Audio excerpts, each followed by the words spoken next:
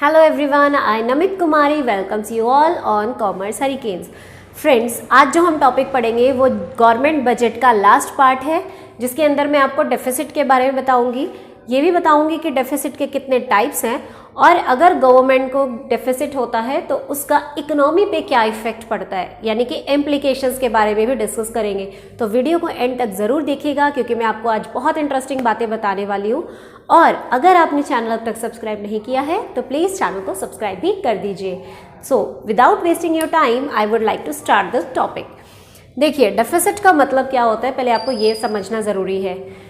हम ये जान चुके हैं कि गवर्नमेंट को कौन से सोर्सेज से इनकम होती है और गवर्नमेंट को किन चीज़ों पर एक्सपेंस करना पड़ता है। और गवर्नमेंट के पास रेवेन्यू रिसिप्ट, कैपिटल रिसिप्ट होती है और revenue expenditure and capital expenditure होता है, करेक्ट। तो डेफिसिट क्या होगा? डेफिसिट का मतलब क्या होगा? जब गवर्नमेंट को किसी तरह का नुकसान हो जाता है उसे हम डेफिसिट कहते हैं। सपोज करते हैं गवर्नमेंट को 12 लाख का एक्सपेंस करना पड़ा किसी भी एक नए प्रोजेक्ट पर और गवर्नमेंट को इनकम्स जो हो रही हैं वो सिर्फ 10 लाख की हो रही हैं, तो गवर्नमेंट को 2 लाख का नुकसान हो रहा है, घाटा हो रहा है, लॉस हो रहा है। इसी को हम इकोनॉमिक्स की लैंग्वेज में डेफिसिट कहते हैं। सो डेफिसिट क्या है? एक ऐसी कंडीशन जहां पर गवर्नमेंट के एक्सपेंसेस ज़्यादा होते हैं उनकी इनकम से, यानी उनकी रिसिप्ट्स से, ठीक है। तो डेफिसिट जो है वो गवर्नमेंट के 3 टाइप्स के होते हैं। First is revenue deficit, then fiscal deficit and then primary deficit. So first of all we will discuss about the revenue deficit.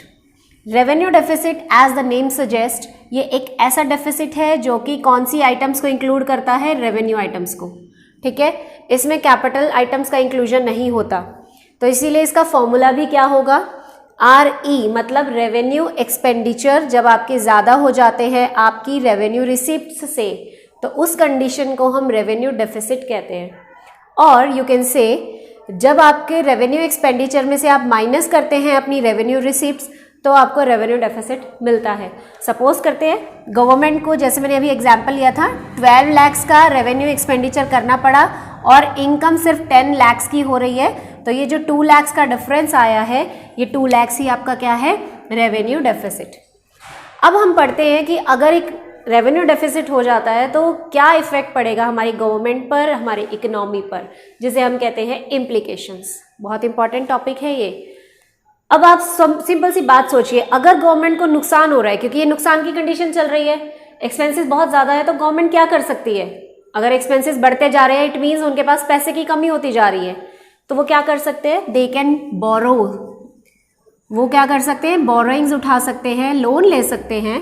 फिर वो लोन RBI से भी मिल सकता है, किसी कॉमर्शियल बैंक से मिल सकता है, या किसी और तरीके से अगर गवर्नमेंट लोन उठाती है तो उसे हम कहते हैं बोरोइंग्स। तो इस डेफिसिट का क्या इफेक्ट पड़ा कि गवर्नमेंट को बहुत सारी बोरोइंग्स करनी पड़ जाती हैं, ठीक है। नेक्स्ट, गवर्नमेंट क्या कर सकती है? गवर्नमेंट सेल कर सकती है अपने एसेट्स को, क्योंकि गवर्नमेंट मजबूर हो गई है अपनी प्रॉपर्टी को बेचने के लिए। अगर आपके पास पैसा नहीं है तो आप क्या करेंगे? सपोज किसी फैमिली मेंबर को, किसी को बहुत ज़्यादा क्रिटिकल कंडीशन है, ऑपरेशन करवाना है, मनी नहीं है आपके पास, तो क्या करेंगे? एक ह्यूमन बीइंग क्या कर सकता है? घर बेच सकता है, कार बेच सकता है, कुछ भी करके पैसा इकट्ठा करेगा। सेम वही चीज़ गवर्नमेंट के साथ होती है।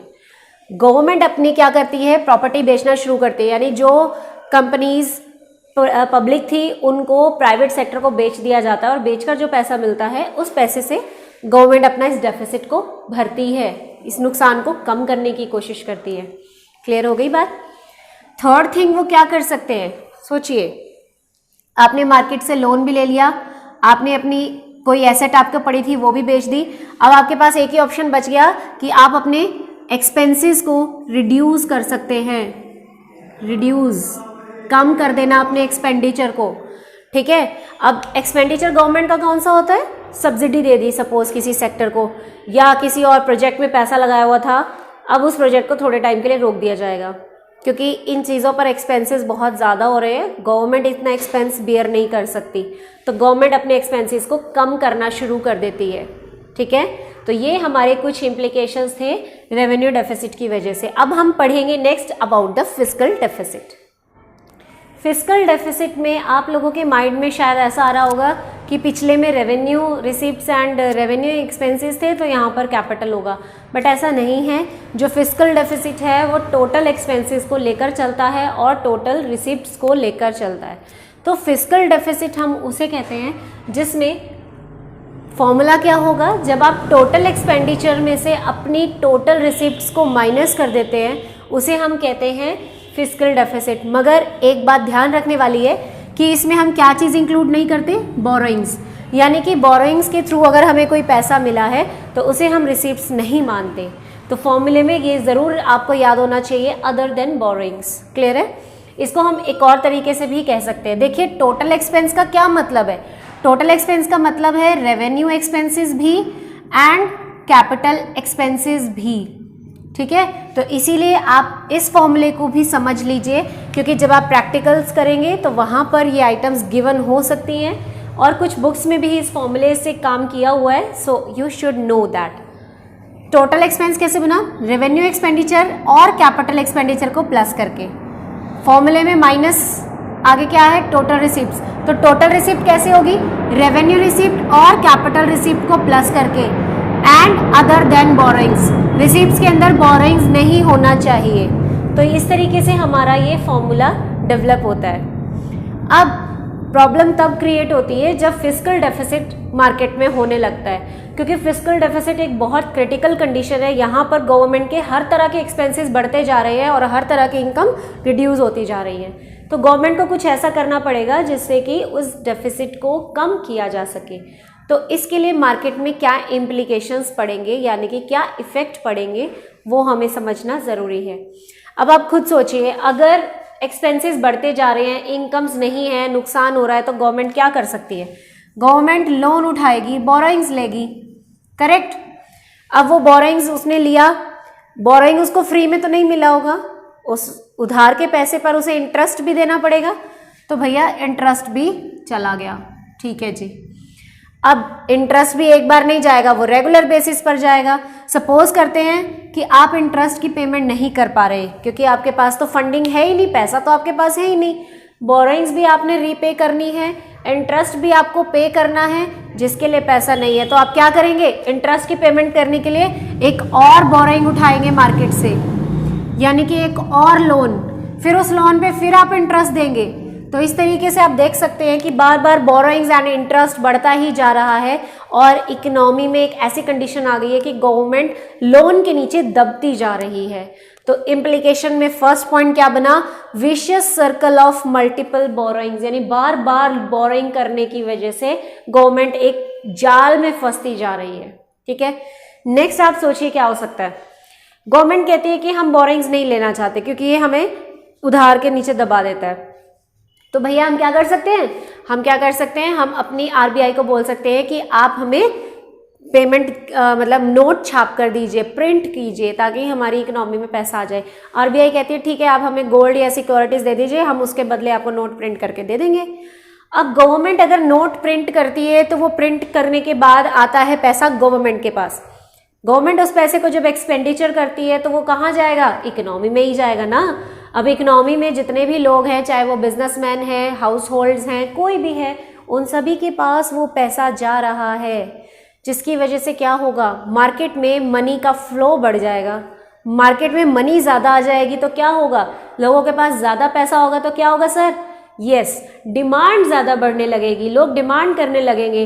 डिमांड बढ़ रही है, सप्लाई प्रॉपर है नहीं, तो क्या होगा, इन्फ्लेशन होगा, महंगाई बढ़ने लग जाएगी। तो इससे तो एक और प्रॉब्लम क्रिएट हो गई। कहाँ तो हम अपने एक्सपेंसेस को कम कर रहे थे, डेफिसिट को कम कर रहे थे, और कहाँ हम क्या ले आए, इन्फ्लेशन, यानी कि मार्केट में इन्फ्लेशन हो जाता है इस कंडीशन की वजह से। नेक्स्ट पॉइंट क्या आता है, erosion of government credibility. Credibility का मतलब होता है विश्वास, भरोसा, या आप कह सकते हैं इज्जत। ठीक है। अब क्या होता है कि जब एक कंट्री बार बार लोन लेती है, चाहे वो लोन अपने इंडिया से ही क्रिएट करे, चाहे फॉरेन की कंट्रीज से लोन ले ले, चाहे वर्ल्ड बैंक से लोन ले ले, कहीं से भी अगर कोई कंट्री बार बार लोन लेने लगती है तो मार्केट में उस कंट्री की रेपुटेशन गिरने लगती है। क्योंकि ऑल ओवर द इंडिया ही नहीं वर्ल्ड में फेमस होने लग जाता है कि ये कंट्री तो सिर्फ उधार पे जीती है, इनके पास प्रॉपर पैसा नहीं है, इनकी जीडीपी नहीं है, और इससे उनकी जो मार्केट में इज्जत है, मींस वर्ल्ड में जो इज्जत है वो घटनी शुरू हो जाती है। तो इससे एक और पॉइंट हो गया कि गवर्नमेंट की जो क्रेडिबिलिटी है वो ख़त्म होने लग जाती है, बर्बाद होने लग जाती है। एंड नेक्स्ट, क्राउडिंग आउट, बहुत इंपॉर्टेंट पॉइंट है। आप लोगों को शायद पता होगा कि मनी मार्केट का एक कॉन्सेप्ट है, यानी कि मनी मार्केट एक ऐसी मार्केट है जहाँ से कोई भी पर्सन जाके लोन ले सकता है, ठीक है, चाहे वो फर्म है, चाहे वो गवर्नमेंट है, कोई भी ले सकता है। अब गवर्नमेंट के पास पैसा नहीं है तो गवर्नमेंट मनी मार्केट से लोन उठा रही है। जब आप बार बार लोन लेंगे तो क्या होगा? अगर गवर्नमेंट ज़्यादा से ज़्यादा लोन उठा लेगी तो बिजनेसमैन के लिए तो पैसा ही नहीं बचेगा, क्योंकि सारा पैसा तो गवर्नमेंट उठा रही है ना, लोन लेकर जा रही है, तो बिजनेसमैन के लिए तो पैसा ही नहीं बचा। अब उसके पास पैसा नहीं होगा तो वो प्रोडक्शन नहीं कर पाएगी, प्रोडक्शन नहीं कर पाएगी तो मार्केट में सप्लाई नहीं हो पाएगी, सप्लाई नहीं होगी तो ऑब्वियसली चीज़ों के प्राइसेस बढ़ेंगे और फिर से इन्फ्लेशन क्रिएट हो जाएगा। तो यानी कि इसमें भी गवर्नमेंट को भारी नुकसान उठाना पड़ सकता है। तो ये तो था हमारा फिस्कल डेफिसिट। अब हम थर्ड वन करेंगे। थर्ड टाइप जो है उसका नाम है प्राइमरी डेफिसिट। प्राइमरी डेफिसिट निकालने के लिए फॉर्मूला क्या होता है? Fiscal deficit minus interest payment, यानी कि जो आपका फिस्कल डेफिसिट आएगा उसमें से अगर आप बोरोइंग पे जाने वाला इंटरेस्ट माइनस कर दें तो आपको प्राइमरी डेफिसिट मिलता है। अब एक बात ध्यान रखने वाली है कि हम फिस्कल डेफिसिट को बोरोइंग्स भी कह सकते हैं। कई बार आप एक प्रैक्टिकल क्वेश्चंस में देखेंगे कि फिस्कल डेफिसिट को बोरोइंग्स के बराबर माना गया है, ठीक है।